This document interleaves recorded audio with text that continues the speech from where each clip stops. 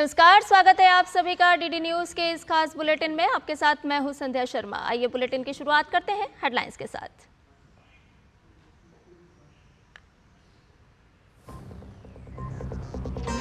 पूर्व अमेरिकी राष्ट्रपति डोनाल्ड ट्रंप पर जानलेवा हमले की जांच तेज, सुरक्षा बलों के हाथों ढेर हमलावर की हुई पहचान।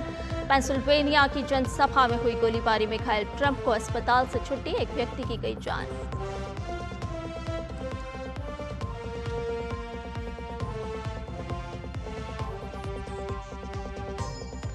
जानलेवा हमले के बाद प्रचार अभियान जारी रखेंगे ट्रंप। प्रधानमंत्री नरेंद्र मोदी सहित विश्व नेताओं ने की घटना की कड़ी आलोचना। पीएम ने कहा, राजनीति और लोकतंत्र में हिंसा का कोई स्थान नहीं।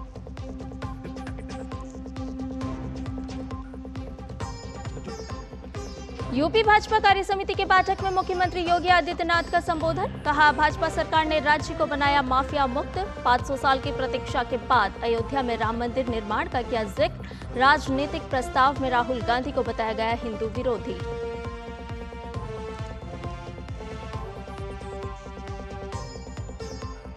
ओडिशा में 46 साल बाद खुला भगवान जगन्नाथ मंदिर का रत्न भंडार। 4 चरण में संपन्न हो रही है पूरी प्रक्रिया। रत्न भंडार में रखे बहुमूल्य खजाने का हो रहा आकलन।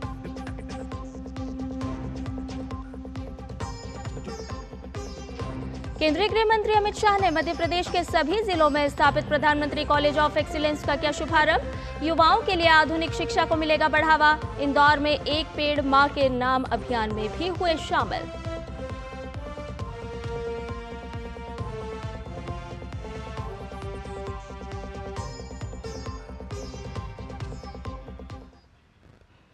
और इस समय में उत्तर प्रदेश की भाजपा कार्य समिति की बैठक में भाजपा अध्यक्ष जेपी नड्डा बोल रहे हैं। आइए आपको सीधे लिए चलते हैं।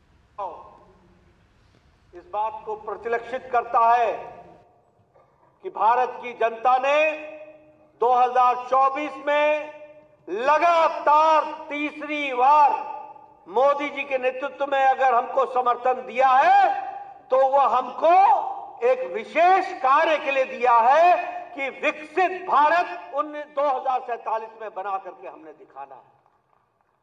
और इसीलिए हम अपनी जिम्मेवारियों के बारे में जब बात करते हैं तो हमें ध्यान में रहे कि भारतीय जनता पार्टी भविष्य की पार्टी है। ये भविष्य हमारे हाथों में है, इसको संभाल करके चलना ये हमारी जिम्मेवारी है। और इसलिए हम अपने जिम्मेवारी के बारे में सजग रहें, यह हमारी आवश्यकता होती है। मैं यहां आपको यह भी बताना चाहता हूं कि इन चुनाव के नतीजों ने यह बता दिया कि जो भी राजनीतिक दल है, अगर वो कहीं सक्षम है नॉर्थ ईस्ट में तो मध्य भारत में शून्य है। अगर कोई सक्षम है उत्तर भारत में तो वो दक्षिण भारत में दिखने को नहीं मिलती है। अगर वो सक्षम है पश्चिम भारत में तो पूर्व में उसका नाम लेवा भी नहीं है। और अगर कोई सक्षम है मध्य में तो उसका उत्तर, पूर्व, पश्चिम, दक्षिण कहीं भी नाम लेवा नहीं है। यह अकेली भारतीय जनता पार्टी है जो पैन इंडिया पार्टी है, अखिल भारतीय पार्टी है, हर जगह है। पूर्व में, पश्चिम में, उत्तर में, दक्षिण में, पूर्वोत्तर में अगर कोई पार्टी है तो अकेली भारतीय जनता पार्टी है। ये हमको समझना चाहिए। और इसीलिए जब हम बात करते हैं तो हमें ध्यान में रखना चाहिए कि we are the representatives of 140 crore people. 140 crore लोगों के नेतृत्व करने वाले जिम्मेवार कार्यकर्ता हैं। इस बात को हमको समझ लेना चाहिए। और मैं यहां यह भी आपको बताना चाहता हूं, हमने कितने उतार चढ़ाव देखे। मैं तो खैर उस समय छात्र नेता था, 1984 की बात है। हमें कहते थे हम दो, बाकी हमारे दो भी नहीं। ये हमारा मजाक उड़ाते थे, खिल्ली उड़ाते थे। आज वही पार्टी एक बार अटल जी के नेतृत्व में जहां प्रधानमंत्री के रूप में देश पर राज किया, वहीं अब मोदी जी के नेतृत्व में तीसरी बार लगातार हम अपने आप को शासन में लोगों का आशीर्वाद मिल रहा है। यह भी हमको ध्यान में रखना चाहिए। और 1500 पार्टियां हैं देश में, छोटी और बड़ी मिला के 1500 पार्टी। किसी भी पार्टी में आंतरिक प्रजातंत्र नहीं है। अधिकतर पार्टियां परिवारवादी पार्टियां हो गई हैं और अधिकतर पार्टियां अपने और अपने लोगों को परवरिश करने पर लगी हुई पार्टियां हैं। ये अकेली भारतीय जनता पार्टी है जो इस मूल मंत्र पर चल रही है, सबका साथ, सबका विकास, सबका विश्वास, सबका प्रयास। और मैं यहां दावे से कह सकता हूं कि मैं हूं या मंच पर बैठे लोग हैं या सामने बैठे नेतृत्व है, कोई भी अपने परिवार के कारण नहीं है, वह अपने कर्म के कारण है और वह अपनी पार्टी में खड़ा है। इस बात को भी हमको ध्यान में रखना चाहिए। यह हमारी पार्टी की विशेषता है और इसलिए इस विशेषता को हमको ध्यान में रखना चाहिए। मैं एक बात और कहना चाहता हूं कि हम सब लोगों को अपने आत्मविश्वास हमेशा अपने साथ रखना चाहिए और आत्मविश्वास के साथ साथ आत्मचिंतन भी लगातार करना चाहिए। कोई बाहर वाला हमको नहीं बताता, हमें खुद मालूम है हमें क्या करना है। इसलिए हमारा विश्वास भी न डगमगाए और हमारी चिंतन की प्रक्रिया भी लगातार चलती रहे, इसका हमको ध्यान रखना चाहिए। और इसीलिए मैं तमाम कार्यकर्ताओं से, तमाम लोगों से यह कहना चाहूंगा कि मैं कई बार देखता हूं, मैं आज अपने मुख्यमंत्री जी से, अध्यक्ष जी से, सभी लोगों से चर्चा कर रहे थे। मैं हमेशा कह रहा था we are the political parties और we are the political party, हम वो राजनीतिक दल हैं और हम उस राजनीतिक दल के कार्यकर्ता हैं जिसे इस बात का बोध होना चाहिए जो समय की परिस्थितियों को परिवर्तित करने की ताकत रखता है। इस नेतृत्व को हमकी क्षमता देनी है और इसीलिए हम कहते हैं कि हम पोस्टमैन नहीं हैं, हम सिर्फ आपकी बात को आगे बढ़ाने वाले नहीं हैं, हम उसमें वैल्यू एडिशन करने वाले लोग हैं, हम परिस्थितियों को बदलने वाले लोग हैं। और इसलिए, और मैं एक बात हमेशा कहता हूं कि हम कार्यकर्ता हैं और कार्यकर्ता के साथ आप भी नेता हैं और हम भी नेता हैं। ये अलग अलग नहीं होते। किसी स्थान पर हम नेता होते हैं तो सामने वाला कार्यकर्ता होता है, किसी स्थान पर आप नेता होते हैं और आपके सामने कार्यकर्ता होता है। हम नेता और कार्यकर्ता एक हैं। जो नेता होता है वो पहले कार्यकर्ता होता है और इसीलिए मैं नेतृत्व मतलब यहां बैठे सब लोगों को और ऊपर बैठे सब लोगों को एक बात कहना चाहता हूं, भारतीय जनता पार्टी का वो कार्यकर्ता है जो चैलेंजेस को एक्सेप्ट करके आगे बढ़ने की ताकत रखता है, इस मानसिकता से चलने वाला व्यक्ति। मैं जब यूनिवर्सिटी में हुआ करता था, कॉलेज में, तो मैं बार बार बोला करता था, देखो भैया, छुई मुई हो तो हमारे कार्यकर्ता मत बनो, अगर क्षणे रुष्टा क्षणे तुष्टा तो हमारे कार्यकर्ता मत बनो, अगर विपरीत परिस्थितियों से लड़ने की ताकत रखते हो तो कार्यकर्ता बनो। और भारतीय जनता पार्टी इस बात को अच्छी तरीके से जानती है। और मैं आपके सामने अभी 2024 के नतीजों के बारे में भी कुछ चर्चा करना चाहता हूं। मैं बताना चाहता हूं, आज, अब मैं ये नहीं कहता कि कोई पास हो गया या फेल हो गया और उसके साथ कौन सा शब्द जुड़ता है, कौन पास होता है कौन फेल होता है, लेकिन आप देखिए ये कांग्रेस पार्टी जो आज बहुत उल्लास की स्थिति में है, इनसे मैं पूछना चाहता हूं कि आप तीनों चुनाव में जितने आपके एमपी जीत करके आए वो भी हमारे 240 को पार नहीं करते हैं। ये आपकी परिस्थिति है। मैं यह भी बताना चाहता हूं कि 3 चुनाव के बाद आप 100 का आंकड़ा पार नहीं कर पाए। और मैं यह भी बताना चाहता हूं कि इंडिया अलायंस ये ध्यान में रखे कि आप सारे जुड़ करके भी जितना नंबर है वो अकेली भारतीय जनता पार्टी के सांसदों से कम पड़ती है। इसको भी आपको ध्यान में रखना चाहिए। मैं मित्रों आपको बताना चाहता हूं, 13 राज्यों में, 13 स्टेट्स में कांग्रेस पार्टी 0 रही है, 0, एक भी एमपी नहीं आया है 13 राज्यों में। और इसके साथ साथ मैं ये भी बताना चाहता हूं कि हमारे गुजरात, महाराष्ट्र, गुजरात, छत्तीसगढ़ और मध्य प्रदेश, यहां 64 सीटों पर, जहां सीधी लड़ाई हुई है कांग्रेस पार्टी से, 64 सीटों पर 64 में से 2 सीटें कांग्रेस को आई हैं, 62 सीटें भारतीय जनता पार्टी को गई है। यह भी हमको ध्यान में रखना चाहिए। और इसके साथ साथ मैं यह भी बताना चाहता हूं कि कांग्रेस का अकेले जहां चुनाव लड़ी है वहां इसका स्ट्राइक रेट है 26%, और जहां ये अन्य दलों के साथ चुनाव लड़ी है वहां इसका स्ट्राइक रेट है 50%। यानी कांग्रेस पार्टी आज परजीवी पार्टी हो गई है, अपने पर खड़ी नहीं है, अपने वोट पर खड़ी नहीं है, ये दूसरों के वोट पर, अंग्रेजी में इसको कहते हैं पैरासाइट। और आप यहां परजीवी पार्टी यानी लता की तरह किसी पेड़ के साथ चिपक करके खड़े होने की बात करती है। और यह भी हमको ध्यान में रखना चाहिए कि यह पार्टी दूसरों के सहारे खड़े होकर के उन पार्टियों को कमजोर कर देती है और खुद खड़े होने का प्रयास करती है। यह कांग्रेस पार्टी का चाल चरित्र है, यह भी हमको ध्यान में रखना चाहिए। इसलिए मित्रों, अगर मैं चुनाव की दृष्टि से बातचीत करूं तो मैं ये कह सकता हूं कि आज ये पार्टियां बैसाखियों पर खड़ी पार्टी है। कांग्रेस पार्टी रीजनल पार्टीज के आधार पर खड़ी पार्टी है, पैरासाइट पार्टी है, परजीवी पार्टी है। ये अपनी ताकत पर खड़ी नहीं होती।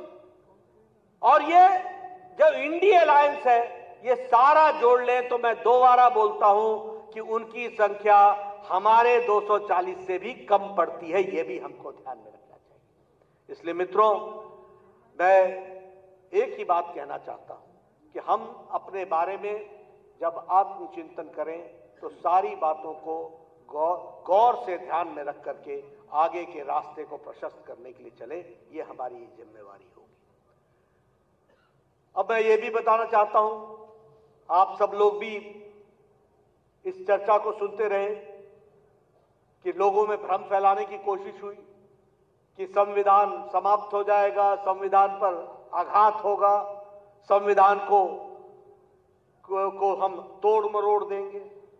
मैं ये पूछना चाहता हूं, ये संविधान के साथ छेड़छाड़ करने का काम का इतिहास किसका है? और मैं चाहूंगा कि आगे आप ये बात जन जन तक पहुंचाएं।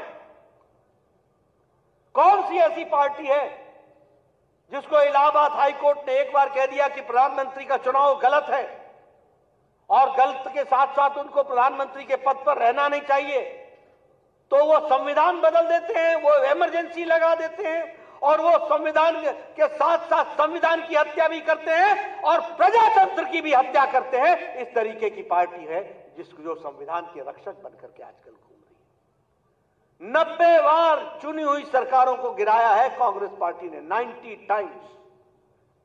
और एक तरफ भारतीय जनता पार्टी मोदी जी के नेतृत्व में 10 साल के अंदर सिर्फ एक जम्मू कश्मीर में राष्ट्रपति शासन लगाया, और वह भी पार्लियामेंट में बोल करके लगाया कि यह टेम्पररी है, इसको उठा दिया जाएगा और हम चुनाव राष्ट्रपति शासन नहीं लगाएंगे। इस बात को हम कह करके चलते हैं। ये आज प्रजातंत्र की दुहाई देने लगे, ये संविधान के रक्षक बन गए।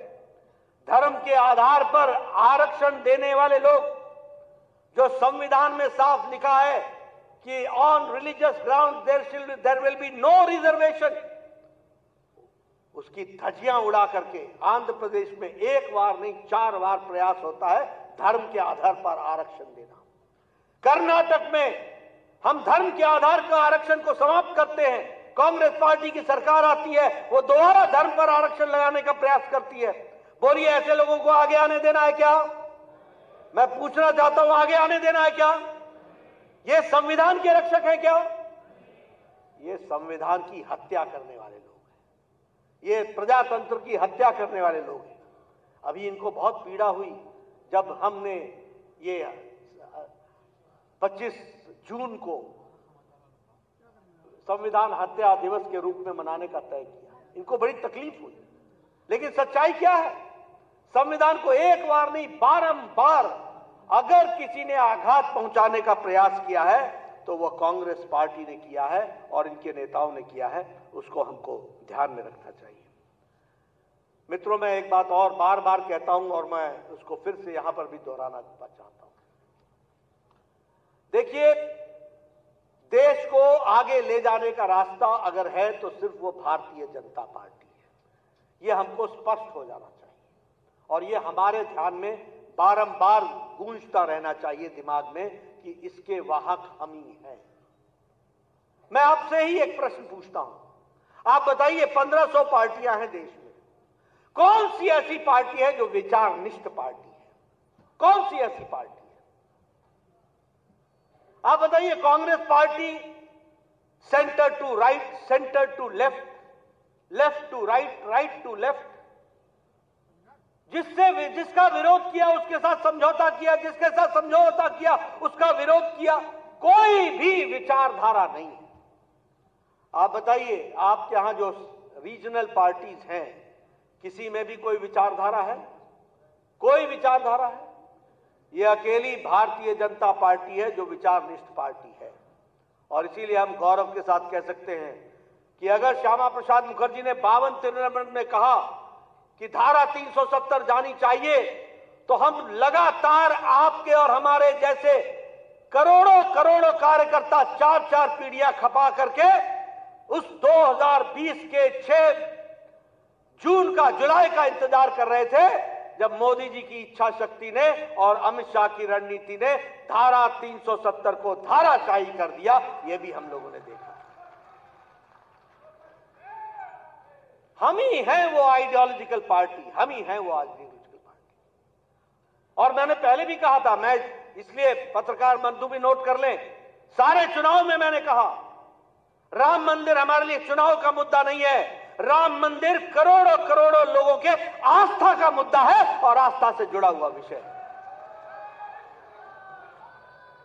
और यहां मैं ये फिर से बताना चाहता हूं, 1987-88 में पालमपुर के अधिवेशन में भारतीय जनता पार्टी ने कहा था कि हम राम मंदिर के बनाने के रास्ते को प्रशस्त करने के लिए सक्रिय भूमिका अदा करेंगे। ये हमारे वाक्य हैं जो हम लोगों ने प्रस्ताव में पारित किया था। और इस वाक्य के लिए एक बार नहीं, अनेकों बार एक साथ कई सरकारों की आहुति दी, कई बार लड़ाई लड़ी, कई बार जीते, कई बार हारे, कई मुसीबतें सही, लेकिन यह भी हम लोगों ने अपनी आंखों से देखा कि जनवरी के महीने में 22 जनवरी के दिन प्रधानमंत्री मोदी जी के कल कमलों द्वारा भव्य रामलला की मूर्ति का प्राण प्रतिष्ठा हुआ। वो भी हम लोगों ने इतिहास में दर्ज होते हुए देखा। इसलिए we are ideological based party, हमारी विचारनिष्ठ पार्टी है। अगर पंडित दीनदयाल उपाध्याय ने कहा एकात्म मानववाद, उस समय लोग बोलते थे हमें ये एकात्म मानववाद समझ में नहीं आता है। और जब हमारी जनता पार्टी की सरकार बनी 77 में, और हमारी जब राजस्थान में सरकार बनी, जब हमारी हिमाचल में सरकार बनी, हमारे मुख्यमंत्री बने, हमारी मध्य प्रदेश में सरकार बनी, तो उसी को कार्यान्वित करने के लिए हम लोगों ने अंत्योदय शुरू किया। और उसी का सरलीकरण करते हुए प्रधानमंत्री मोदी जी ने एक मंत्र दिया, सबका साथ, सबका विकास, सबका विश्वास, सबका प्रयास। मैं ये बात इसलिए बोल रहा हूं कि हम लोगों ने 60 के दशक में, 70 के दशक में, 80 के दशक में, 90 के दशक में अपने विरोधियों से सुना, बारंबार सुना, what is your economic model, what is your economic model, आपकी इकोनॉमिक मॉडल क्या है बताओ, आपकी अर्थनीति क्या है ये बताओ। वो अर्थनीति को सरलीकरण के जाने के बजाय जटिल बना रहे थे। वो सामान्य व्यक्ति को समझ में ना आए इस तरीके से अपनी अर्थनीति की व्यवस्था कर रहे थे। लेकिन प्रधानमंत्री मोदी जी ने हमारी अर्थनीति को सरलीकरण करके हम सबके सामने रखा, सबका साथ, सबका विकास, सबका विश्वास, सबका प्रयास। और उसी विषय को लेकर के हम आगे बढ़े हैं और हमने उसको पूरा करने का प्रयास किया है। मैं यहां जब आइडियोलॉजिकल बेस्ड पार्टी की बात करता हूं तो मैं यहां आपको यह भी बताना चाहता हूं कि we are the only cadre based party. इस बात को आप ध्यान में रखिए। यह संख्या यहां कोई ऐसे ही घूमता फिरता हुआ आया हुआ व्यक्ति नहीं है। वो किसी न किसी क्रम के अनुसार, वो किसी न किसी जिम्मेवारी के अनुसार वह आज यहां पर उपस्थित है। और इसीलिए हम कहते हैं कि 18 करोड़ की हम पार्टी हैं और 18 करोड़ की पार्टी में हमारे 1,16,000 शक्ति केंद्र हैं और 10,40,000 बूथ में 6,80,000 बूथ पर हमारे बूथ के अध्यक्ष और बूथ की समिति है। यह पार्टी अकेली भारतीय जनता पार्टी है। और अगर मैं मास फॉलोइंग की बात करूं तो सबसे ज्यादा सांसद, 1500 से ज्यादा हमारे विधायक, हमारे 300 से ज्यादा हमारे एमएलसी और हमारे लगभग 200 से ज्यादा हमारे मेयर्स और हमारे चुने हुए हजारों से ज्यादा ब्लॉक के सदस्य और हमारे चेयरमैन चुन करके आए हैं। We are the only mass following party. अगर जनता किसी के साथ जुड़ी है तो वह भारतीय जनता पार्टी के साथ जुड़ी। और यहां बताना चाहता हूं मैं, एनडीए की 17 स्टेट में सरकारें हैं एनडीए की, और विशुद्ध भारतीय जनता पार्टी की 13 राज्यों में सरकारें हैं। और आपको जानकर खुशी होगी कि 58% के भूभाग पर भारतीय जनता पार्टी का कमल खिल रहा है और 57% की जनता पर भारतीय जनता पार्टी का शासन चल रहा है। यह भारतीय जनता पार्टी है। इसलिए हमें यह ध्यान में रखना चाहिए कि किस तरीके की पार्टी के हम सदस्य हैं, किस तरीके से हम पार्टी को आगे बढ़ाने का काम कर रहे हैं। और जब मैंने आइडियोलॉजिकल पार्टी की बात की तो हम लोगों ने छदम जो सेकुलरिज्म था, इसको हम लोगों ने, स्यूडो सेकुलरिज्म था, इसको भी हम लोगों ने चैलेंज किया। तुष्टीकरण के खिलाफ हमने लड़ाई लड़ी और उसी के साथ साथ जो व्यवस्था, अर्थव्यवस्था चरमराई हुई थी, उसको एक सुदृढ़ अर्थव्यवस्था के रूप में खड़ा करने का काम किया। तो प्रधानमंत्री मोदी जी के नेतृत्व में भारत ने किया। इस बात को हमको, भारत में हुआ है, इस बात को हमको ध्यान में रखना चाहिए। आप 2014 के पहले की तस्वीर देख लीजिए। मैं बार बार इस बात को इसलिए कहता हूं कि हम सब लोग बड़े साधु प्रकृति के आदमी हैं, बहुत साधु। बुरा नहीं मानिएगा, लेकिन कई बार मुझे लगता है we are more social worker and less political worker. We should be social worker. आखिर सेवा ही संगठन किसी और राजनीतिक दल ने नहीं किया। अगर सोशल काम भी किया है तो उसमें अगर सबसे ज्यादा किया है तो भारतीय जनता पार्टी ने किया। लेकिन हमें राजनीतिक भी होना चाहिए और राजनीतिक दृष्टि से एक हमें हमेशा ध्यान में रखना चाहिए कि लोगों की आगे देखने की आदत होती है और भगवान ने भी हमको पीछे आंखें नहीं दी हैं, इसलिए हम देखते आगे हैं और आगे की सोचते हैं। पर हम भूल जाते हैं कि हमने यात्रा कहां से प्रारंभ की थी। हम भूल जाते हैं कि हम कहां खड़े थे और हम कहां से चले और कहां पहुंचे। याद करो 2014 के पहले का दिन। आप बताइए 2014 के पहले का दिन कैसा था, क्या परिस्थिति थी। भ्रष्टाचारी देश कहलाता था, पॉलिसी पैरालिसिस कहलाता था, रिमोट कंट्रोल से चलने वाला देश था, अर्थनीति हमारी लड़खड़ा चुकी थी, हमारे यहां कोई निवेश करने के लिए आता नहीं था। और याद करो उत्तर प्रदेश 2017 तक कैसा उत्तर प्रदेश था। आप दंगे भूल गए क्या? आप माफिया राज भूल गए क्या? क्या आप अराजकता भूल गए क्या? क्या किस तरीके से लोग पलायन कर रहे थे इसको भूल गए क्या? क्या आप भूल गए कि बहु बेटियां सुरक्षित नहीं थी? क्या आप भूल गए थे कि व्यापारी उत्तर प्रदेश को छोड़ करके जा रहे थे? मैं इसलिए ये सब आपको याद दिलाता हूं और दिलाना चाहता हूं कि याद रखना, उजाले का महत्व तो तब समझ में आता है जब अंधकार की त्रासदी ध्यान में हो। अगर अंधकार की त्रासदी ध्यान में नहीं होगी तो उजाले का महत्व समझ में नहीं आएगा। अगर पूर्णमासी तब समझ में आएगी जब अमावस्या की रात देखी हो। और इसीलिए मैं आपको हमेशा कहता हूं, politics is dynamic, politics is always it is always related. हमेशा हमको देखना पड़ेगा हम कितना चले, कितना आगे बढ़े और हम कहां आज पहुंचे। चाहे उत्तर प्रदेश की तस्वीर ले लीजिए, चाहे आप देश की तस्वीर ले लीजिए। प्रधानमंत्री मोदी जी ने रिफॉर्म, परफॉर्म एंड ट्रांसफॉर्म इसको आगे बढ़ाया और उसी को उत्तर प्रदेश की सरकार ने भी 2017 के बाद योगी जी के नेतृत्व में करने का प्रयास किया है। मैं यहां आपको बताना चाहता हूं, स्पीड, स्केल और स्किल, इसको अगर किसी ने लागू किया है तो देश में इसको अग्रसर होकर के भूमिका को प्रधानमंत्री मोदी जी ने लागू किया है और उसी को उत्तर प्रदेश में भी हम सब लोगों ने आगे बढ़ाने का काम किया है।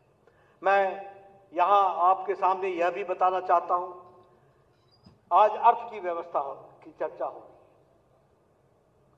आप सब लोग ध्यान रखिए, क्योंकि आप सब पॉलिटिकल कार्यकर्ता हैं और आपके ध्यान में होना चाहिए और आपके जहन में होना चाहिए कि हम पॉलिटिकल कार्यकर्ता के दृष्टि से हम कौन सा डिस्कोर्स लोगों के सामने खड़ा कर रहे हैं, कौन सा नैरेटिव हम खड़ा कर रहे हैं। मुझे समझ में नहीं आता, ये कांग्रेसी भाई और वो भाई बहन दोनों मिला के, ये सब लोग पढ़े लिखे अनपढ़ मुझे दिखते हैं। और ये मैं आपके सामने नहीं बोल रहा हूं, ये मैंने राज्यसभा में भी कहा है, अपने वक्तव्य में भी कहा है, ये पढ़े लिखे अनपढ़ हैं। सुरेंद्र नागर जी इसके चश्मदीद गवाह है। मैंने कहा है कि ये पढ़े लिखे अनपढ़ हैं, इनको मालूम नहीं है। ये सब लोग खड़े होकर के बोलने लगते हैं अनएम्प्लॉयमेंट, बेरोजगारी बेरोजगारी, फिर इसके साथ साथ बोलने लगते हैं महंगाई। ये मुद्दे ला करके खड़ा करते हैं। मैं आपके सामने कुछ विषय रखना चाहता हूं। आज कोरोना की मार के बाद और यूक्रेन और रशिया के कॉन्फ्लिक्ट के बाद अगर कोई देश है जिसको इंटरनेशनल मॉनेटरी फंड ये कहता है कि अगर कोई ब्राइट स्पॉट है तो वो इंडिया है, वो भारत है, ये बड़े स्पष्ट शब्दों में मॉर्गन स्टैनली कहते हैं। मॉर्गन स्टैनली कहता है India is different after 2014, Bharat अलग है 2014 के बाद। और मूडीज वो बोलते हैं कि we should see that in coming times the forecast is that India's growth rate is going to remain above 6.8%। ये मूडीज बोलते हैं। मैं आपके सामने ये बात इसलिए कहना चाहता हूं क्योंकि साधारण शब्दों में आपको जनता को बताना पड़ेगा। और वो क्या बताना है आप देखिए, यूनाइटेड स्टेट्स ऑफ अमेरिका का ग्रोथ रेट है 2.7%, 2.7% अमेरिका का है जो विकसित देश है। जर्मनी का है 0.2%, फ्रांस का है 0.7%, जापान का है 0.9%। मैं जितने नाम ले रहा हूं सब विकसित देश हैं। जापान का है 0.9%, यूके का है 0.5% और मोदी जी के नेतृत्व में भारत का है 6.8%। 6.8%। अब बोलिए ये अनपढ़ कांग्रेसियों को कहां से मैं पढ़ा लिखा बना दूं? या तो मेरे आंकड़ों को चैलेंज कर दो, या फिर आप ये जान लो कि आज भारत की इकोनॉमी सबसे सुदृढ़ तरीके से अगर खड़ी है तो भारत की अर्थव्यवस्था है और ये मोदी जी के दूरदर्शी नेतृत्व के कारण है। इस बात को हमको समझ लेना चाहिए। और फिर बोलते हैं कि रोजगार नहीं है। अरे इनको मालूम नहीं है कि जब इकोनॉमी का साइज बढ़ता है तो जॉब की अपॉर्चुनिटीज खुद बढ़ती हैं। अगर ये ब्रिज बन रहे हैं, अगर ये फ्लाईओवर बन रहा है, अगर ये एलिवेटेड रोड बन रहा है, अगर ये मेट्रो स्टेशन बन रहे हैं और मेट्रो ट्रेन बन रही हैं, अगर ये एयरपोर्ट बन रहे हैं, तो आखिर बन रहे हैं तो कोई ना कोई बनाने वाला तो है। ये क्या एम्प्लॉयमेंट जनरेट नहीं कर रहा है? लेकिन अनपढ़ों को कहां पढ़ाया जाए। और मैं दूसरी बात कहता हूं कि भैया इन कांग्रेसियों को मैं स्वास्थ्य मंत्री होकर के आंखें तो इनकी ठीक कर सकता हूं, दृष्टि कहां से लाऊं? इनको दृष्टि कहां से दूं? जिन्होंने देखना ही नहीं, जिनको ये जानकारी नहीं। ये कैसे हो गया कि 2014 से 2024 पहुंचते पहुंचते भारत जो 11वें नंबर पर अर्थव्यवस्था में खड़ा था, उसमें 200 साल जिसने राज किया ब्रिटेन, उसको पछाड़ करके आज भारत 5वें नंबर की अर्थव्यवस्था बन गया। 5वें नंबर की अर्थव्यवस्था। और ये कैसे हो गया कि आज हम मोदी जी के नेतृत्व में विकसित भारत की कल्पना को लेकर के चल रहे हैं, तो हम ये दम भर करके कहते हैं कि आने वाले 2 साल में भारत दुनिया की 3री नंबर की अर्थव्यवस्था बन जाएगा, 3rd नंबर की अर्थव्यवस्था बन जाएगा। तो मैं यही कहूंगा, पढ़े लिखे अनपढ़ जहां हो वहीं रहो, देश तो आगे बढ़ रहा है और बढ़ता ही रहेगा, आगे ही जाएगा, उसको कोई रोक नहीं सकता। और मैं यहां आपको यह भी बताना चाहता हूं कि आज भारत दुनिया की इकोनॉमी में 15% योगदान आज भारत का हो गया है, 15% कंट्रीब्यूशन भारत का हो गया। और आपको जानकर के खुशी होगी, और वो मैं निश्चित रूप से आपको उसके लिए बधाई भी देता हूं कि आज उत्तर प्रदेश भारत का दूसरा सबसे बड़ा लार्जेस्ट इकोनॉमी बन गया, अर्थव्यवस्था बन गई है। इसके लिए भी मैं उत्तर प्रदेश की सरकार को बधाई देना चाहता हूं। क्या समय था, यहां से पलायन हो रहा था, और ये मैं आप कार्यकर्ताओं से पूछना चाहता हूं। मैं देखिए, मैं एक राजनीतिक कार्यकर्ता हूं। राजनीतिक नेता को यह तय करना है कि वह समाज के बीच में कौन सा डिस्कोर्स खड़ा करना चाहता है, और ये मुद्दे हैं जिसको हमको खड़ा करना चाहिए। इसीलिए हम बने हैं और इसी बातों को कहने के लिए हम बने हैं। किस बात के लिए हम तकलीफ में आए, किस बात के लिए हम सोचने में मजबूर हो कि हमें कुछ सोचना है। मैं आपसे पूछना चाहता हूं कि आज जब हम सेकेंड लार्जेस्ट इकोनॉमी यूपी बन गया, ये यूपी कहां खड़ा था?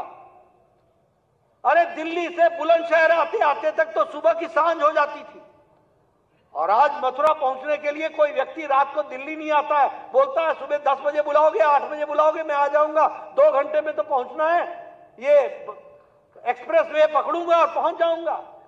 आप बताइए, एक्सप्रेस वे की बहार उत्तर प्रदेश में लगी है कि नहीं लगी है? जरा जोर से बोलो भाई। मुझे लगता है भोजन के बाद थोड़ी तकलीफ तो होती है, लेकिन बोलिए, झड़ी लगी है कि नहीं लगी है? एलिवेटेड रोड बन रहा है कि नहीं बन रहा है? अंडरपास बन रहा है कि नहीं बन रहा है? बाईपास बन रहा है कि नहीं बन रहा है? मेडिकल कॉलेज की झड़ी लगी कि नहीं लगी? आप बताइए, इंजीनियरिंग कॉलेजेस खुले कि नहीं खुले? आप बताइए, all India institute of medical sciences मिला कि नहीं मिला? ये 10 साल के अंदर, यही मैं ही स्वास्थ्य मंत्री था। पहले तो गोरखपुर जाने का मतलब ये होता था लखनऊ में उतरो, फिर कभी गाड़ी सड़क पर और कभी सड़क गाड़ी पर, दोनों धक्के खाते हुए 4 घंटे 5 घंटे लगा के गोरखपुर पहुंचो, तब जाके जापानीज इंसेफ्लाइटिस का इलाज कराने के लिए डॉक्टरों को लगाओ। आज मैं गौरव के साथ कह सकता हूं कि पूर्वी उत्तर प्रदेश को वाराणसी और Gorakhpur world class health systems को क्रिएट किया गया है, वर्ल्ड क्लास हेल्थ सिस्टम को। लेकिन ये मुद्दे आप जो सारे सतयुगी है ना, वो हाँ बहुत अच्छा बहुत अच्छा। अरे भैया, बहुत अच्छा नहीं, बहुत अच्छा बताना होता है, लोगों को बताना होता है अंधेरा क्या है और उजाला क्या है। ये मुद्दा हमारे सामने होना चाहिए। इसलिए विकास की दृष्टि से आपने सोचा था इंटरनेशनल एयरपोर्ट्स बनेंगे, एक इंटरनेशनल एयरपोर्ट होता था। आपने सोचा था कि एयरपोर्ट्स बनेंगे, आज आगरा जाना हो तो अलग एयरपोर्ट है, लखनऊ आना हो तो अलग एयरपोर्ट है, इलाहाबाद जाना हो तो बात अलग है, और इंटरनेशनल एयरपोर्ट बन रहे हैं।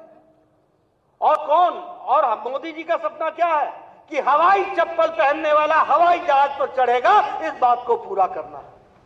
बोलिए, उसके लिए तो लखनऊ से अभी आप सुन रहे थे भारतीय जनता पार्टी के राष्ट्रीय अध्यक्ष जेपी नड्डा को, जो कि उत्तर प्रदेश में चल रही भाजपा कार्य समिति की बैठक को संबोधित कर रहे थे और कार्यकर्ताओं में जोश भर रहे थे। उन्होंने तमाम उदाहरण देते हुए कार्यकर्ताओं में जोश भरा। उन्होंने ये भी कहा कि आत्मविश्वास से लबरेज तो रहना ही है, साथ ही साथ समय समय पर आत्ममंथन भी करते रहना है और आत्मचिंतन भी करना है। उन्होंने कांग्रेस पर भी करारा हमला बोला, साथ ही उन्होंने तमाम आंकड़े पेश किए, प्रस्तुत किए, और उन्होंने ये भी कहा कि भारतीय जनता पार्टी मात्र ऐसी पार्टी है जो कि पूर्व, पश्चिम, उत्तर, दक्षिण भारत के सभी राज्यों में प्रतिनिधित्व करती है और अखिल भारतीय पार्टी है। आज 2014 से लेकर के 2024 तक की स्थिति देखें तो कांग्रेस इंडी गठबंधन के बावजूद 100 का आंकड़ा पार नहीं कर पाई है, लेकिन भारतीय जनता पार्टी ऐसी पार्टी है जिस पर एक बार फिर जनता ने विश्वास जताया और 140 करोड़ जनता के विश्वास के साथ ही प्रधानमंत्री नरेंद्र मोदी तीसरी बार सत्ता में आए हैं। उन्होंने ये भी कहा कि क्योंकि भारतीय जनता पार्टी एक ऐसी पार्टी है जिसके पास नेतृत्व करने के साथ साथ विचारधारा भी है। तो कार्यकर्ताओं में जोश भर रहे थे भारतीय जनता पार्टी के अध्यक्ष जेपी नड्डा। और आपको ये भी बता दें कि उत्तर प्रदेश में भाजपा कार्य समिति ने राजनीतिक प्रस्ताव भी पास किया है। प्रस्ताव में जन कल्याण के लिए प्रधानमंत्री नरेंद्र मोदी और मुख्यमंत्री योगी आदित्यनाथ को धन्यवाद दिया गया। राजनीतिक प्रस्ताव में एक हाथ में संविधान और दूसरे में समता का निशान लेकर मैदान में कूदने का ऐलान किया गया। इसके अलावा छत्रपति शिवाजी महाराज और महात्मा ज्योतिबा फुले को पथ प्रदर्शक बनाकर पार्टी ने आगे बढ़ने की घोषणा की है। राजनीतिक प्रस्ताव में सपा और कांग्रेस पर हमला किया गया। प्रस्ताव में राहुल गांधी को हिंदू विरोधी बताया गया। साथ ही कहा गया कि अगर सत्ता में राहुल गांधी आते तो हिंदू बोलने पर भी प्रतिबंध लग जाता है। और उत्तर प्रदेश भाजपा की एक दिवसीय कार्य समिति की बैठक में प्रदेश के मुख्यमंत्री योगी आदित्यनाथ ने कहा कि राज्य को हमने माफिया मुक्त बनाया है। उन्होंने साथ ही ये भी कहा कि डबल इंजन सरकार के सार्थक प्रयासों के कारण 500 सालों के बाद अयोध्या में भगवान श्री राम विराजमान हुए हैं। आप सबके सहयोग से आज माफिया मुक्त करने में हमें सफलता प्राप्त हुई। तो माफिया मुक्त उत्तर प्रदेश के साथ साथ हमारे विचार परिवार का ये जो लंबा संघर्ष था, 500 वर्षों का इंतजार समाप्त हो। दुनिया भर के सनातन हिंदू धर्मावलंबी जिन आकांक्षाओं के साथ जी रहे थे, उन अपेक्षाओं पर प्रधानमंत्री मोदी जी के नेतृत्व में डबल इंजन सरकार ने खरा उतर करके अयोध्या में रामलला के भव्य मंदिर निर्माण के साथ साथ 500 वर्षों के बाद रामलला को विराजमान करने का काम भी किया। उत्तर प्रदेश भाजपा अध्यक्ष भूपेंद्र सिंह चौधरी ने भाजपा कार्य समिति की बैठक को संबोधित करते हुए कहा कि हमें जनता के बीच जाकर विपक्ष के विभाजनकारी षड्यंत्रों को बेनकाब करना होगा। समाजवादी पार्टी और कांग्रेस पार्टी जैसे परिवारवादी लोग, जातिवादी लोग भ्रम में अफवाह फैलाकर प्रदेश की जनता को जातीय आंकड़ों में बदलने का प्रयास किया है। हमारे लिए अब बड़ी चुनौती है कि हम सभी कार्यकर्ताओं को जनता के बीच में जाकर युद्ध स्तर पर विपक्ष के विभाजनकारी षड्यंत्रों को बेनकाब करना है। सर्व समाज को लेकर हमें आगे बढ़ना है। जो लोग समाज में कमजोर रहे हैं उन्हें अपने गले लगाना है, फिर से लोगों के बीच जाना है और सबको साथ लेकर चलकर राष्ट्र के विकास के पथ को लेकर आगे बढ़ना है। बुलेटिन में खबरें अभी और भी, लेकिन फिलहाल रुकने छोटे से ब्रेक के लिए। लाल रंग इसका अपार, तीखा कम है फिर भी स्वाद। MDH कश्मीरी। बात जब पीढ़ियों के लिए बनने वाले घर की हो तो जिम्मेदारी बड़ी हो जाती है। गैलेंट समझता है ये जिम्मेदारी। अब डबल M रिब्स के साथ गैलेंट एडवांस TMT रीबार, निर्माण का रियल हीरो। राशि की स्कूल फीस, घर का किराया, कितनी जिम्मेदारियां हैं सर पे। तुम तो टर्म लाइफ इंश्योरेंस लिए बिना ही चलेगा। पॉलिसी बाजार पे 1 करोड़ का टर्म लाइफ इंश्योरेंस सिर्फ 470 रुपए महीने से शुरू। ये डाउट बहुत ही अमेजिंग चीज है, काम आसान कर देती है।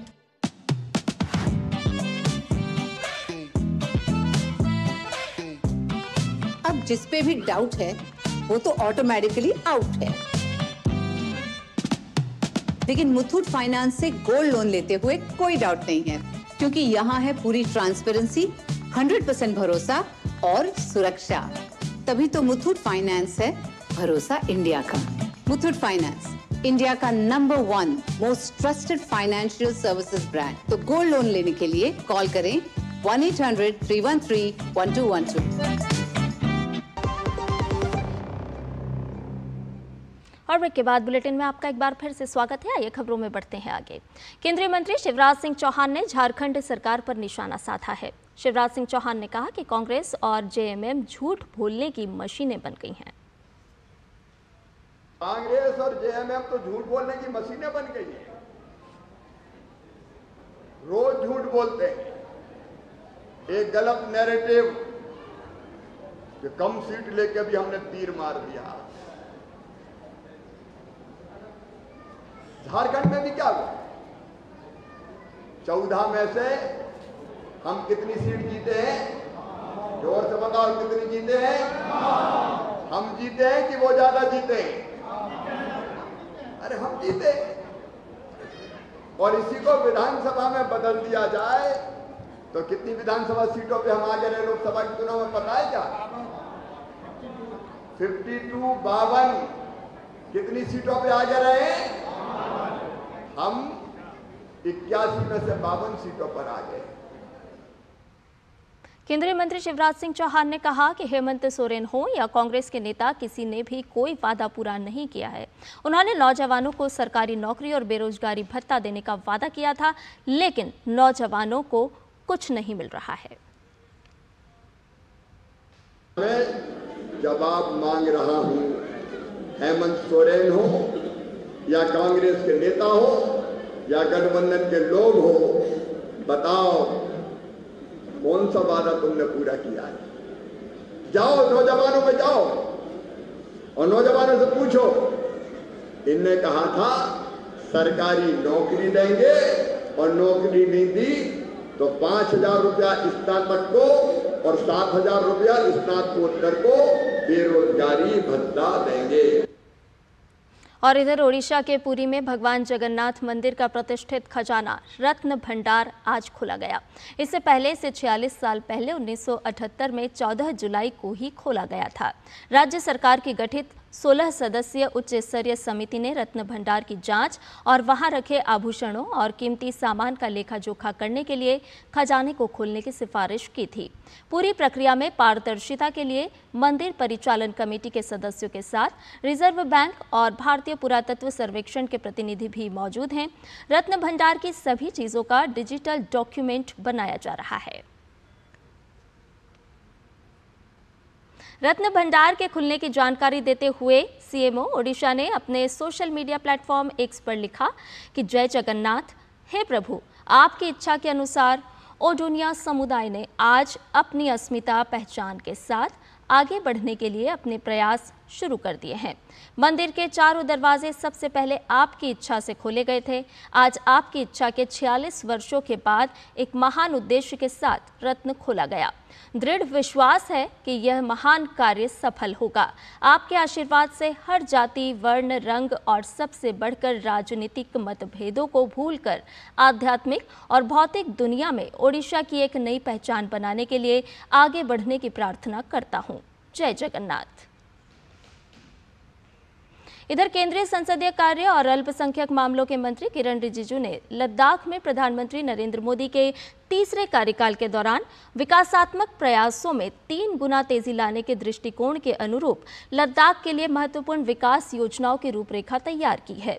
टीएफसी कारगिल में राष्ट्रीय अल्पसंख्यक विकास और वित्त निगम यानी कि NMDFC के लाभार्थी बातचीत कार्यक्रम के दौरान मंत्री किरण रिजिजू ने लद्दाख के विकास के प्रति अपनी व्यक्तिगत प्रतिबद्धता व्यक्त करते हुए क्षेत्र में अल्पसंख्यकों की सामाजिक आर्थिक स्थिति को बढ़ाने के उद्देश्य से कई प्रमुख पहलों पर प्रकाश डाला है। केंद्रीय मंत्री ने आश्वासन दिया कि लाभार्थियों के सुझावों और मांगों पर ध्यान दिया जाएगा और अपनी अगली यात्रा के दौरान कारगिल के लिए एक विशेष पैकेज की घोषणा करने की योजना है। रिजिजू ने कारगिल में एक सांस्कृतिक केंद्र की स्थापना की घोषणा की, जिसका उद्देश्य अल्पसंख्यक समुदायों की सांस्कृतिक विरासत को बढ़ावा देना और संरक्षित करना है। कार्यक्रम के दौरान किरण रिजिजू ने सिडको लद्दाख के महाप्रबंधक सफदर अली को NMDFC के तहत 10 करोड़ रुपए का स्वीकृति पत्र भी सौंपा।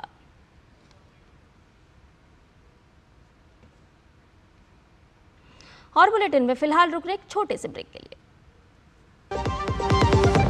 आपके घर के खाने में रेस्टोरेंट जैसा स्वाद ले आए MDH का शाही पनीर मसाला। पनीर को क्या मस्त बना डाला।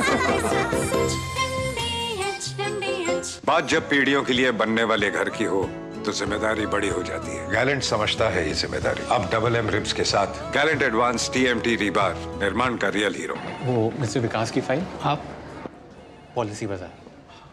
मैम, आपका हेल्थ इंश्योरेंस क्लेम अप्रूव हो गया है। अब आप सर को घर ले जा सकती हैं। क्लेम के टाइम पे हमेशा आपकी हेल्प को तैयार। पॉलिसी बाजार, 1 करोड़ का हेल्थ इंश्योरेंस सिर्फ 390 रुपए महीने से शुरू। और ब्रेक के बाद समाचार में आपका एक बार फिर से स्वागत है। देश भर में साइबर क्राइम की चर्चा जामताड़ा के बिना अधूरी है। झारखंड राज्य का जामताड़ा जिला इन दिनों सुर्खियों में है। झारखंड और बंगाल बॉर्डर पर बसा यह जिला पिछले कई सालों से साइबर फ्रॉड का हॉट स्पॉट बना हुआ है। किस तरह से साइबर अपराधी भोले भाले लोगों के साथ साइबर ठगी कर रहे हैं, देखिए हमारे संवाददाता सोमेश पटेल की झारखंड के जामताड़ा से ये ग्राउंड रिपोर्ट।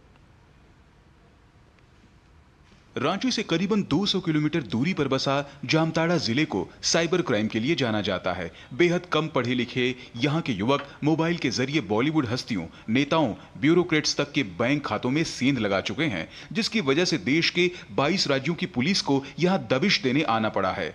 साइबर क्राइम के माफिया छत्तीसगढ़, मध्य प्रदेश, बिहार, पश्चिम बंगाल, ओडिशा, तमिलनाडु, आंध्र प्रदेश, केरल, पंजाब और अंडमान निकोबार तक के लोगों को ठगी का शिकार बनाया है।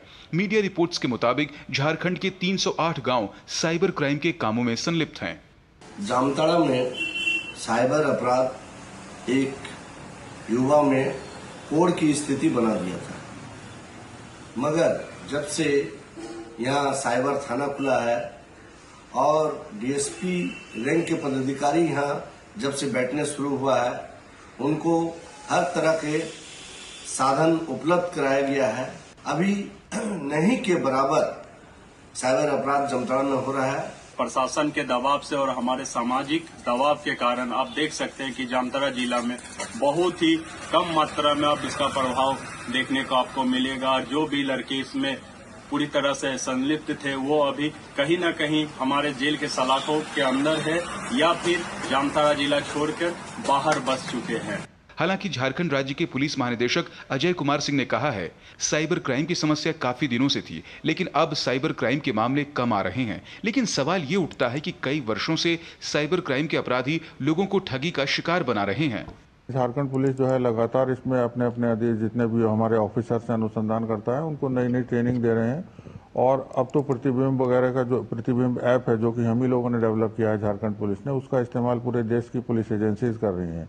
उसमें पहले जो होता था कि कांड दर्ज होने के बाद कार्रवाई होती थी, अब उसमें कांड दर्ज होने के पहले ही कार्रवाई हो जाती है। और इसमें विगत वर्षों का अगर हम आंकड़ा देखते हैं तो बहुत सारी गिरफ्तारियां, रिकवरी और बहुत सारा पैसे का जो फ्लो है उसको रोका गया है। जामताड़ा गैंग की वजह से बिहार, यूपी, राजस्थान, मध्य प्रदेश, महाराष्ट्र, छत्तीसगढ़, तमिलनाडु, केरल और नई दिल्ली की पुलिस परेशान है। इन राज्यों में साइबर फ्रॉड के अधिकांश केसों की तार जामताड़ा से ही जुड़ी होती है।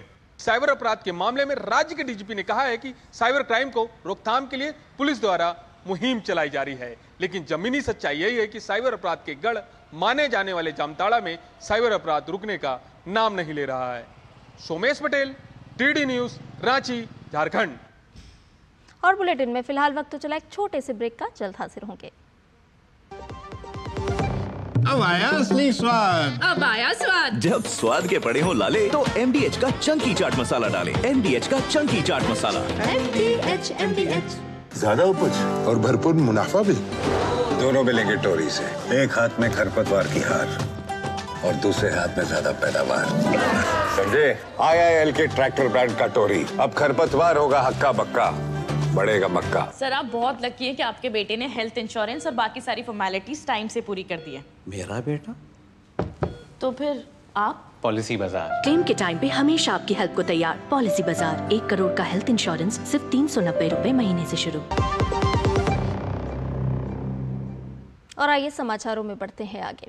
भारत में भी स्काई डाइविंग स्पोर्ट्स का नया अध्याय शुरू हो गया है। एरो स्पोर्ट्स को बढ़ावा देने की पहल में भारत सरकार स्काई डाइविंग को आगे बढ़ाने के लिए प्रतिबद्ध है। केंद्रीय पर्यटन और संस्कृति मंत्री गजेंद्र सिंह शेखावत ने स्वयं हरियाणा के नारनौल में स्थित एयर स्ट्रिप में देश के पहले BTSBS स्काई डाइविंग एयरक्राफ्ट को न सिर्फ झंडे दिखाए, बल्कि उसमें हवाई सफर करते हुए 12,000 फीट की ऊंचाई से स्काई डाइव भी की। स्काई डाइविंग के रोमांच का अनुभव करने के लिए अब दुबई, सिंगापुर, थाईलैंड और न्यूजीलैंड जाने की जरूरत नहीं। साहस और रोमांच से भरे इस एरो स्पोर्ट्स के लिए अब भारत भी बड़ा डेस्टिनेशन बनने वाला है। हरियाणा का नारनौल एरो स्ट्रिप। पर्यटन और संस्कृति मंत्री गजेंद्र सिंह शेखावत पहुंचे और भारत के पहले समर्पित स्काई डाइविंग विमान VTSBS को हरी झंडी दिखाकर रवाना किया। 12,000 फीट की ऊंचाई, तेज हवा और खुला आसमान। गजेंद्र सिंह शेखावत ने टैंडम स्काई डाइव किया। हवा में पैराशूट फैला, बुलंदियों से अटखेलियां करने का जुनून महसूस किया। पर्यटन मंत्री होने के नाते इस तरह के एडवेंचर स्पोर्ट्स की जो कमी भारत में महसूस की जा रही थी और भारत के लोग दुनिया के दूसरे देशों में जाकर के इस तरह के रोमांच का अनुभव लेते थे, हरियाणा सरकार और के साथ में आज जिस तरह से यहाँ टीम स्काई हाई ने ये इनिशिएट किया है और इतने महत्वपूर्ण दिन से आज शुरुआत हुई है, मैं मानता हूँ कि और देख सकता हूँ कि एक बहुत सुनहरा भविष्य इस दृश्य में भारत में दिखाई देता है और आने वाले समय में भारत के टूरिज्म को बड़ा बूस्ट इसके माध्यम से मिलने वाला है। उन्होंने पर्यटन उद्योग को बढ़ावा देने के लिए एरो स्पोर्ट्स के महत्व पर भी जोर दिया। भारत में स्काई डाइविंग साहसिक पर्यटन उद्योग को बहुत बढ़ावा देगा और नए पर्यटन स्थलों को बढ़ावा देने में भी सहयोग करेगा। जब यहाँ से शुरुआत हुई है, ये शुरुआत जो है केवल यहाँ तक सीमित न रहे, ये शुरुआत देश के अन्य प्रांतों में भी जाए। सुरक्षा के साथ में हम इस तरह के एडवेंचर स्पोर्ट्स में लोगों को इस तरह की सुविधाएं उपलब्ध करा सकें, इसके लिए देश और प्रदेशों की सरकारों के साथ मिलकर के हम जो है इसको प्रमोट करने के लिए काम करेंगे। वर्ष 2016 में स्थापित स्काई हाई इंडिया देश का प्रमुख और एकमात्र अंतर्राष्ट्रीय स्काई डाइविंग ड्रॉप जोन है। दिल्ली से केवल 2 घंटे की दूरी पर नारनौल हवाई पट्टी पर स्थित इस ड्रॉप जोन से अब तक 7,800 से ज्यादा सफल टैंडम स्काई डाइव के साथ 100% सुरक्षा ट्रैक रिकॉर्ड का दावा किया जाता है। भारत में भी अपने प्रथम प्रमुख सिविल स्काई डाइविंग कार्यक्रम की मेजबानी के साथ एक महत्वपूर्ण कीर्तिमान स्थापित किया गया और इसके साथ देश ने वैश्विक स्काई डाइविंग मानचित्र पर सशक्त रूप से अपना स्थान बनाया। ये जो इंडिया का एकमात्र स्काई डाइविंग ड्रॉप जोन है, यहाँ पर इसकी शुरुआत हुई और एयरक्राफ्ट की भी को भी फ्लैग ऑफ केंद्रीय मंत्री ने किया और कहा कि पूरे देश में इस प्रकार की जो स्पोर्ट्स हैं इसको बढ़ावा देने के लिए भारत सरकार संकल्पित है और इस प्रकार से टूरिज्म को भी बढ़ाया जा सकेगा और एक अभिनव भारत का निर्माण किया जा सकेगा। कैमरामैन अनिल ठाकुर के साथ Chandrashekhar, DD news, Haryana. Olympic खेलों को लेकर जागरूकता फैलाने के उद्देश्य से दिल्ली के जवाहरलाल नेहरू स्टेडियम में Bharat in Paris awareness run का आयोजन किया गया। इस मौके पर मौजूद केंद्रीय वस्त्र मंत्री गिरिराज सिंह और सांसद मनोज तिवारी ने दौड़ को झंडे दिखाकर रवाना किया। पेरिस ओलंपिक के आयोजन में कुछ ही दिन बचे हैं। इस बीच ओलंपिक खेलों को लेकर जागरूकता फैलाने के उद्देश्य से दिल्ली के जवाहरलाल नेहरू स्टेडियम में Bharat in Paris awareness run का आयोजन किया गया। इस मौके पर मौजूद केंद्रीय वस्त्र मंत्री गिरिराज सिंह और सांसद मनोज तिवारी ने दौड़ को झंडी दिखाकर रवाना किया। केंद्रीय मंत्री गिरिराज सिंह ने पेरिस ओलंपिक में हिस्सा लेने वाले खिलाड़ियों को अपनी शुभकामनाएं दी। उन्होंने कहा कि मोदी सरकार के नेतृत्व में खेलों के विकास को लेकर जमीनी स्तर पर कार्य हुए हैं। यही वजह है कि आज हमारे खिलाड़ी हर खेल में आगे आए हैं। जिस देश का प्रधानमंत्री ई गेम्स के बच्चों के साथ इंटरेक्ट हो, जो ई गेम्स अब आने वाले दिनों में एक सबसे एग्रेसिव गेम होने वाला है, ऐसी स्थिति में उन्होंने काम भी तो किया है। पहले 400 करोड़ का केवल बजट होता था, लगभग 4000 करोड़ का डायरेक्ट बजट है। तो खेल को प्रोत्साहन देना, आज दुनिया में भारत अपना एक नाम कर रहा है। वहीं भारत इन पेरिस अवेयरनेस दौड़ में शामिल उत्तर पूर्वी दिल्ली से सांसद मनोज तिवारी ने ओलंपिक में हिस्सा लेने जा रहे खिलाड़ियों को अपनी शुभकामनाएं दी। भारत ओलंपिक में अच्छा करे, ये हर भारतीय के मन में, भारतवंशियों के मन में रहता है। और अभी जो पेरिस में भारत जा रहा है ओलंपिक में, जो कंटिजेंट जा रहा है हमारा, उसका उत्साह बढ़ाने के लिए ये आज का मैराथन है और हम लोग उसको थोड़ा सा प्रोत्साहित करने के लिए आए हैं। जितनी संख्या में बच्चे भाग लिए हैं, ये दुआएं पहुंचेंगी और निश्चित रूप से पेरिस में भारत के बच्चे कुछ और ज़्यादा अच्छा करें, क्योंकि इसमें तो ये दिल मांगे मोर वाली स्थिति है। करीब 7 किलोमीटर की भारत इन पेरिस जागरूकता दौड़ में हजारों धावकों ने हिस्सा लिया। दिल्ली के अलग अलग भागों से दौड़ में शामिल धावकों ने ओलंपिक में हिस्सा लेने वाले खिलाड़ियों के दमदार प्रदर्शन की उम्मीद जताई। बहुत अच्छा लगा रन करके, बहुत हल्का फील हो रहा है। प्रभु से ये प्रार्थना करते हैं कि 15 से 20 मेडल हमारे ओलंपियन लेकर आए और देश का नाम रोशन करे। हमारी इंडिया ज़्यादा से ज़्यादा पदक लेकर आए पेरिस ओलंपिक में, यही शुभकामनाएं हैं। मैं उम्मीद करती हूँ वहाँ से गोल्ड लेके आए। बस काफ़ी अब के सोचा है कि काफ़ी उम्मीद है खिलाड़ियों से कि ज़्यादा से ज़्यादा मेडल आएंगे अब के। टिप इंडिया को hip hip hurray, loud 3 cheers and we'll expect more and more medals. I hope they do well and God bless all of them. Bharat in Paris Olympic जागरूकता दौड़ के अवसर पर पारंपरिक खेल और ई स्पोर्ट्स को लेकर भी चर्चा हुई। कार्यक्रम के आयोजक अभिषेक इसार और ईशान वर्मा ने आने वाले समय में ई स्पोर्ट्स की लोकप्रियता बढ़ने की उम्मीद जताई। दिल्ली से सुशील कुमार की रिपोर्ट, DD न्यूज। और बुलेटिन में खबरें अभी और भी हैं, लेकिन फिलहाल रुक रहे हैं छोटे से ब्रेक के लिए। अब आया असली स्वाद। अब आया स्वाद। जब स्वाद के पड़े हो लाले तो MDH का चंकी चाट मसाला डालें। MDH का चंकी चाट मसाला। MDH।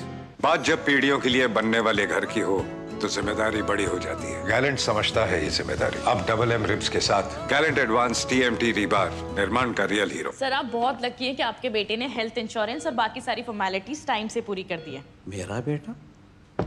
तो फिर आप? पॉलिसी बाजार। क्लेम के टाइम पे हमेशा आपकी हेल्प को तैयार। पॉलिसी बाजार, 1 करोड़ का हेल्थ इंश्योरेंस सिर्फ 390 रुपए महीने से शुरू। केंद्रीय मंत्री गिरिराज सिंह का मानना है कि इस बार ओलंपिक में हमारे खिलाड़ी शानदार प्रदर्शन करेंगे। उन्होंने कहा कि मोदी सरकार के नेतृत्व में खेलों के विकास को लेकर जमीनी स्तर पर कार्य हुए हैं। गिरिराज सिंह से बात की हमारे संवाददाता सुशील कुमार ने। आपको छोड़े जाते हैं इस बातचीत के साथ। मुझे दीजिए इजाजत, नमस्कार। इस वक्त हमारे साथ केंद्रीय मंत्री श्री गिरिराज सिंह जी मौजूद हैं, इनसे बात करेंगे। सर, इस तरीके का जो है जन सैलाब आपने देखा, युवाओं को देखा दौड़ते हुए, पेरिस ओलंपियन को जो हमारे खिलाड़ी हैं उनको चीयर्स करते हुए, इतने लोग घर से बाहर है, क्या कहेंगे? ये मैं कहूँगा कि भारत के लोगों में, हर उम्र के लोगों में, मेल फीमेल सभी के बीच भारत इन पेरिस के अवेयरनेस प्रोग्राम में, मैराथन में जो हिस्सा लिया है, और लग रहा है कि अभी जो भारत लगातार 10 साल से मेडल जीत रहा है, और आने वाले दिनों में 2036 में जब हमारे ओलंपिक होंगे तो कितनी खुशी होगी। पेरिस इन भारत के अवेयरनेस में इतनी खुशी है, आखिर हो क्यों नहीं। जिस देश का प्रधानमंत्री ई गेम्स के बच्चों के साथ इंटरेक्ट हो, जो ई गेम्स अब आने वाले दिनों में एक सबसे एग्रेसिव गेम होने वाला है, ऐसी स्थिति में उन्होंने काम भी तो किया है। पहले 400 करोड़ का केवल बजट होता था, लगभग 4000 करोड़ का डायरेक्ट बजट है। तो खेल को प्रोत्साहन देना, आज दुनिया में भारत अपना एक नाम कर रहा है। सर, जैसे आपने अभी कुछ देर पहले कहा था कि खेलों में जो है सरकारें इंटरेस्ट ले रही है, खिलाड़ियों का हाथ थाम कर खेलो इंडिया से लेकर के ओलंपिक तक हाथ थाम के ले जाया जा रहा है खिलाड़ियों का, हर कदम से कदम मिला रही है सरकार, जो है बजट जो है बढ़ाया गया है खेलों को लेके। इसका असर आप क्या देख रहे हैं, कितने खिलाड़ी बाहर आ रहे हैं, क्या कहेंगे? देखिए, आपने सही कहा, आज खिलाड़ियों के पास जा रहे हैं और खिलाड़ी निकल करके हर सेक्टर में आ रहे हैं। और ये सेक्टर्स जो मैंने कहा कि ई गेम्स एक नया, और भारत उसमें दुनिया में तीसरा स्थान पर है, तो ये आने वाले दिन में हर सेक्टर में भारत के खिलाड़ी, चाहे ई गेम्स हो चाहे ओलंपिक हो, एक नई कीर्तिमान।